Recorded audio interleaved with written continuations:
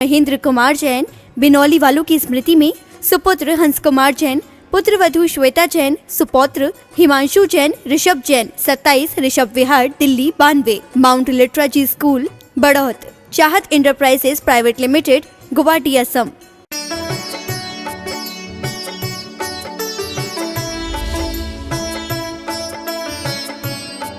जे न करे नए पक्ष विवाद, धरे न विखाद आलिक न भाखें। जे उद्वेगित जे घट अंतर, शीतल भाव निरंतर राखें। जे न गुनी गुण भेद विचारत, आकुलता मन की सब नाखें। ते जग में धरी आत्म ध्यान, अखंडित ज्ञान सुधारस चाखें।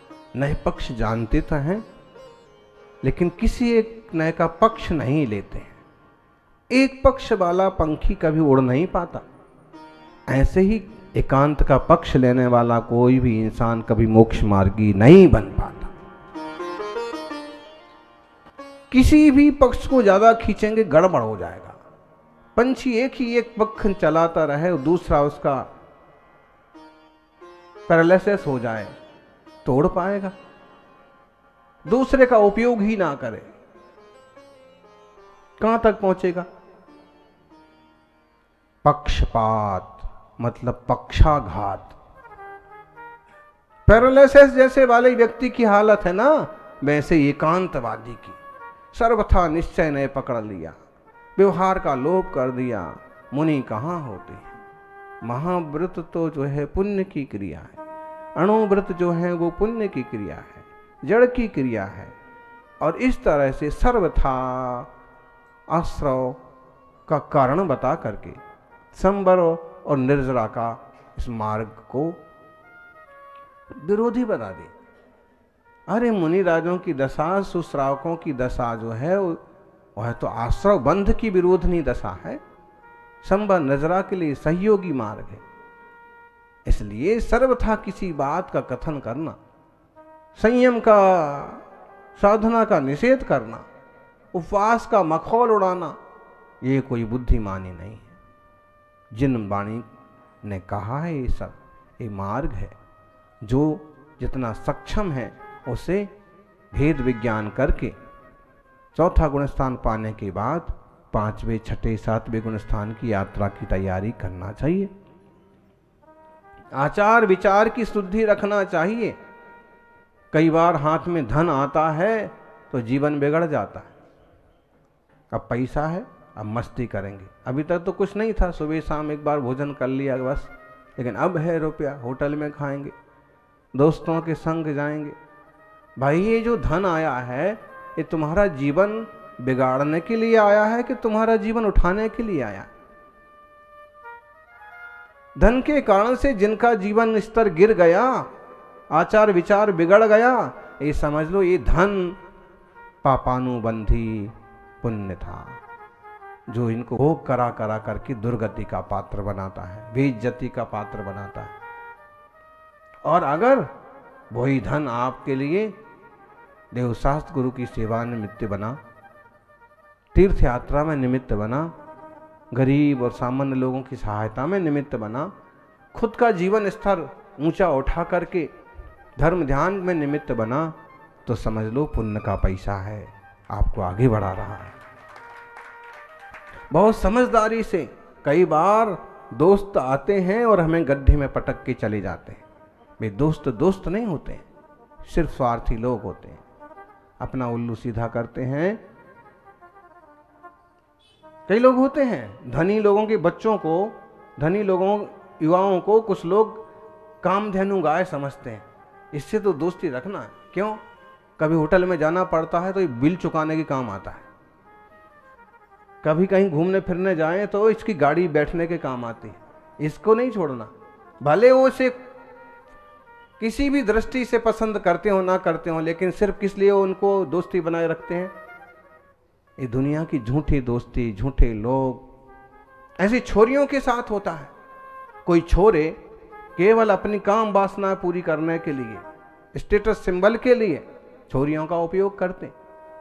छोरियों को पता नहीं समझ में आता कि नहीं।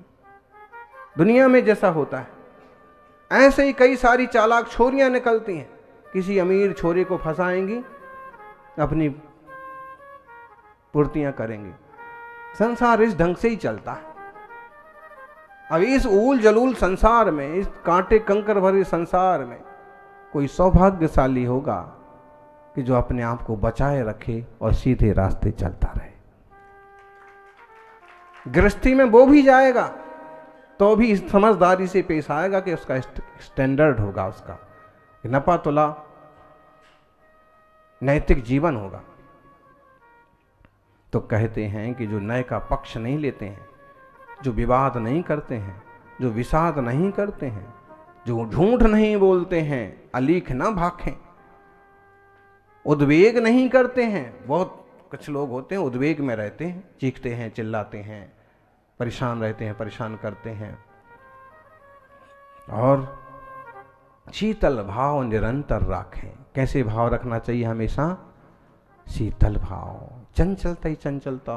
कई लोग बहुत अपने आप से ही परेशान होते हैं। कुछ लोग बोले मन शांत ही नहीं रहता है, इतने विकार, इतने खोटे खोटे विचार आते हैं। बोले महाराज जी कुछ सोचता ही नहीं है। आप कुछ बताओ कैसे रोकें? भाई शांत बैठने से अगर मन नहीं रुकता है ना, तो आप प्रैक्टिकली कुछ काम करो, गुरुजनों की सेवा करो, उनके साथ चलो। प्रैक्टिकली जहां भक्तामर गया जा रहा है, नमोकार गाया जा रहा है, वहां गाओ। उससे क्या होगा?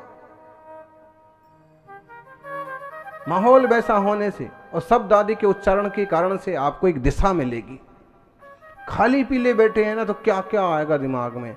यहां भी चुप ही बैठे हैं ना, पता नहीं क्या क्या चल रहा है। उपयोग जल्दी से जल्दी इधर से इधर होता है। सौभाग्यशाली हो, शांत चित्त रहते हैं जो। जीना गुनी गुण भेद विचारत, आकुलता मन की सब नाकें। मन की आकुलता छोड़ते हैं, अपने ज्ञान घन चेतन को समझते हैं, व्यवहारिक दशाओं को व्यवहार रूप से पहचानते हैं और निश्चय अंतरंग दशा को निश्चय रूप से जानते हैं।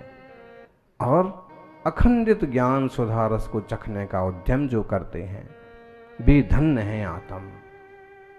उनका ही ध्यान सच्चा है। बताओ, चंद्रमा काला है कि सफेद है?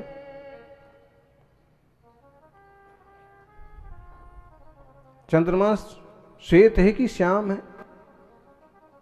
सब कहेंगे चंद्रमा तो श्वेत है। अमावस्या में चंद्रमा कैसा होता है? चंद्रमा तो होता है। फिर कृष्ण पक्ष की अष्टमी को कैसा होता है? दशमी को कैसा होता है? वास्तव में चंद्रमा तो चंद्रमा है, लेकिन विकारों की कालख जैसे जैसे ढकती जाती है, वैसे वैसे चंद्रमा जैसे लापता होता जाता है।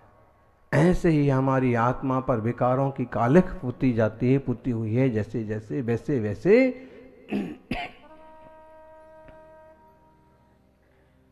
हम विकारी हैं। ऐसे द्रव्य क्षेत्र काल भाव को अपनाओ कि जहां आपकी परिणति अच्छी बने।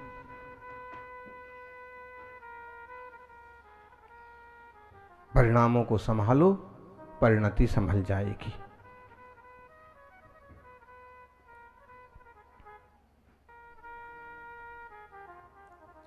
दवाएं कोई अच्छी बुरी नहीं होती है, वो आपकी तबीयत के ऊपर निर्भर करती है। हाई बीपी की दवा अच्छी कि लो बीपी की दवा अच्छी? बताओ। हाई बीपी किस किस को है? ये चलो, ये अम्मा जी को ये हाई बीपी है, हो जाता है। लो बीपी किस किस को है? हाई बीपी की दवा अच्छी कि लो बीपी की दवा अच्छी? दोनों ही अच्छी। दोनों भी अच्छी नहीं। दवा तो इस बात का प्रतीक है कि आप बीमार हैं। स्वस्थ व्यक्ति कहेगा दोनों भी अच्छी नहीं। और जो स्वस्थ नहीं है उसके लिए गुरु समझाएंगे कि अगर तुझे हाई बीपी है तो उसको कम करने के लिए ऐसी कोई चीज ले कि बीपी लो हो जाए, और ऐसी औषध ले। और अगर किसी को लो बीपी है, बीपी उसकी बढ़ना चाहिए, ब्लड प्रेशर हाई होना चाहिए, तो भाई अब ऐसी चीज खाओ हाई ब्लड प्रेशर हो जाए, थोड़ा बढ़ जाए।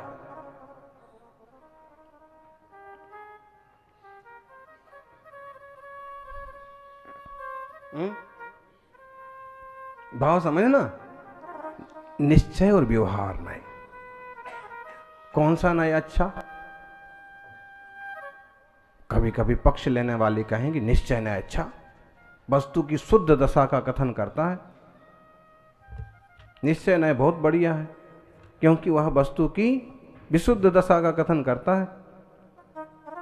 जो वस्तु के स्वभाव को गौण करके वस्तु को संबंध दृष्टि से देखता है, वो असद्भुत व्यवहार न्याय। वस्तु का स्वभाव गौण हो गया और संबंध दृष्टि मुख हो गई, ये हो गया व्यवहार न्याय। और जहां संबंध गौण हो गए और वस्तु मुख हो गई, वो निश्चय न्याय। जब हम कहते हैं मैं ज्ञान घन चैतन्य आत्मा हूं, ये कौन सी न्याय वाली बात हो गई? निश्चय न्याय की बात हो गई। लेकिन जब सिर दर्द कर रहा है, पेट दर्द कर रहा है, ये हमारी भतीजा है, ये हमारा भाई है, ये सब क्या हो जाएगा?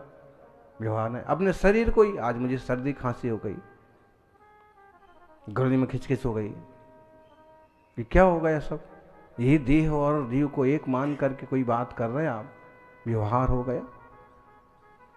अच्छा, व्यवहार अच्छा कि निश्चय? नयों को तो दोनों को समझो, फिर जहां जिसको जो जरूरत है वहां उसका उपयोग करो। लेकिन जब अंतर्मुख होने का अवसर आए तो फिर सिर्फ अंतर्मुख हो जाओ, वहां नए लगाने की कोई जरूरत नहीं है। अनुभव के काल में नए नहीं लगते हैं, विवक्षा के काल में नए लगते हैं। यएव मुक्त्वा नए पक्षपातम स्वरूप गुप्ता निवसन्ति निस्तम, स्वरूप गुप्ता निवसन्ति नित्यम विकल्प जाला च्युत शांत चित्तास ताएव साक्षात अमृतम पिबन्ति। समझ में आ रहा है? ज्ञानी ऐसे कह रहे हैं, बहुत बड़ी सुंदर बातें हैं ये, कि जो व्यक्ति, जो ज्ञानी नए पक्षपात को छोड़ करके स्वरूप गुप्ता, स्वरूप में गुप्त हो गए। ये किसी का नाम नहीं है, रूप गुप्ता, स्वरूप गुप्ता। नहीं तो होते हैं, गुप्ता होते हैं, अग्रवाल में भी गुप्ता होते हैं ना, हैं? तो स्वरूप गुप्ता। लेकिन यहां स्वरूप गुप्ता का मतलब है अपने स्वरूप में जो गुप्त हैं, लीन हैं। विकल्प जाता और कैसे? स्वरूप गुप्ता निवसन्ति, स्वरूप में गुप्त होकर के निज में ही निवास करते हैं। विकल्प जाला चित शांत चित्ता, विकल्प जाल से जो च्युत हैं, विकल्प जाल जिनने छोड़ दिए हैं, कोई विकल्प नहीं है, कोई भूत की स्मृतियां, भविष्य की अपेक्षाएं नहीं हैं, ना भूत की स्मृति अनागत की अपेक्षा, भोगोपभोग मिलने पर भी उपेक्षा। ज्ञानी जिन्हें विषय विष सम दिखते हैं, वैराग्य पाठ उनसे हम सीखते हैं। ना भूत की स्मृति, ना भूतकाल की स्मृति है, ना अनागत काल की कोई अपेक्षा है। इसी से तो विकल्प होते हैं, और दोनों चीजें ना हो तो विकल्प का क्या काम? भूत की स्मृति अनागत की अपेक्षा, भोगोपभोग मिलने पर भी उपेक्षा। भोगोपभोग के साधन मिल जाएं फिर भी उपेक्षा। रूम में एसी लगा रहे फिर भी प्रयोग ना करें, श्रावक का मोबाइल पड़ा रहे फिर भी ना छुएं, ऐसे लोग आपको बहुत दुर्लभता से मिलेंगे। भाई हमारा त्याग है मोबाइल का, लेकिन दूर से देख सकता हूं, आप दूर से दिखा दो, मैं दूर से बोल दूंगा अरे भाई जब त्याग ही है तो दूर से भी क्या बोलना, दूर से भी क्या देखना। किसी को मरते हुए को नमोकार सुनाना है तो अलग बात है, बाकी तो मिल भी जाए ना चीजें तो भी उनका उपयोग करने की कोई इच्छा, भोग मिलने पर भी उपेक्षा। ज्ञानी कौन है? जिन्हें विषय विष सम दिखते हैं। विषय वासनाएं कैसी दिखती हैं? विष के समान नुकसानदायक। ज्ञानी जिन्हें विषय विष सम दिखते हैं, वैराग्य पाठ उनसे हम सीखते हैं। किनसे वैराग्य पाठ सीखने को मिलता है? बोलो, वैराग्य का पाठ किससे सीखने को मिलता है? जो खुद बैरागी हो। रागियों से वैराग्य के पाठ सीखने को मिलते हैं? अरे कोई सजा धजा जा रहा है, एकदम झटकता झटकता जा रहा है, उससे आपको वैराग्य शिक्षा मिलेगी? नहीं मिलेगी। उससे तो यही शिक्षा मिलेगी कि हाँ, ऐसी वाड़ी साड़ी हमारे पास भी होना चाहिए। देखो सब कैसी एक जैसी साड़ी पहने, हमारे पास नहीं है ऐसी। राग की भावना आएगी। इनके जैसा कंठा, इनके जैसी अंगूठियां हमारे पास नहीं है, ऐसी भावना आएंगी। मुनि महाराज को देखोगे तो क्या भावना आएगी? आर्यका माता जी को देखोगे क्या भावना आएगी? आप भले वैसे बन पाओ ना बन पाओ, एक बार शिक्षा तो लेना ही चाहिए कि जो कुछ है उतने में संतुष्ट रहो। जब भी बिना कुछ में संतुष्ट हैं तो अपन कुछ में संतुष्ट तो रह ही सकते हैं। और जो कुछ भी है उसका सदुपयोग करो। तो जो ज्ञानी जन विकल्प जाल को छोड़ते हैं, शांत चित्त होते हैं, वो ही साक्षात अमृत पीते हैं। अमृत कहीं बाहर नहीं है, अमृत कहीं बाहर नहीं है। जिस स्वरूप की स्थिरता ही अमृत है। जब तक किसी प्रकार का पक्षपात रखता है ना मन में, जब तक किसी प्रकार का पक्षपात रहता है तब तक क्षोभ रहता है। इसलिए पक्षपात की बात का निषेध किया। व्यवहार का या निश्चय का कोई पक्ष नहीं। सारे पक्षों को समझो, सारे नयों को समझो। जब जिसकी मुख्यता गौणता है उसको उस समय वैसे जानो, समझो, उपयोग करो। लेकिन वस्तु तो जैसी है वैसी है। निज स्वभाव में रमो, निज स्वभाव में जमो, तो निश्चित रूप से कल्याण होगा।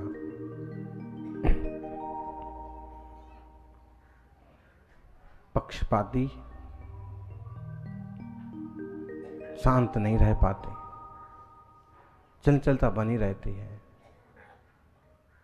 और जो निष्पक्ष होते हैं वो सबको समान दृष्टि से देखते हैं, निशांत चित्त को जानते हैं, पहचानते हैं। हम भी पक्षों को जाने तो, लेकिन किसी को खींचे नहीं। मुख्यता गौणता का व्यवस्था जान करके, स्वरूप को स्वरूप से जान करके उसमें रमने का उद्यम करें। सहज शांत और आनंदमय जीवन बनाएं, यही मंगल भावना है। जय बोलिए अनंत अनंत सिद्ध परमेष्ठी भगवान की।